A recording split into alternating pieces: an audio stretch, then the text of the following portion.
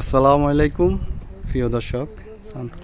ছাদের উপরে একটা ডিজাইন করলাম, ডিজাইনের সেন্টারিংটা কীভাবে করছি আপনাদের সাথে একটু শেয়ার করি।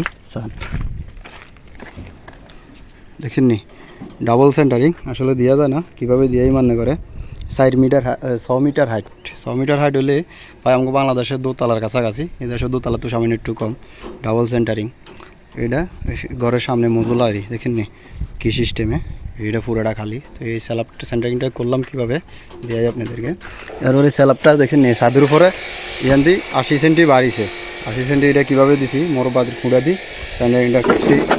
কাজটা আসলে এগুলো অনেক কষ্টের, মোরবা দিয়ে দেশে সেন্টারিং করাটা আমাদের দেশে না বাঁশ দিয়ে করে, মোরবা দিয়ে সেন্টারিং করা অনেক সমস্যা।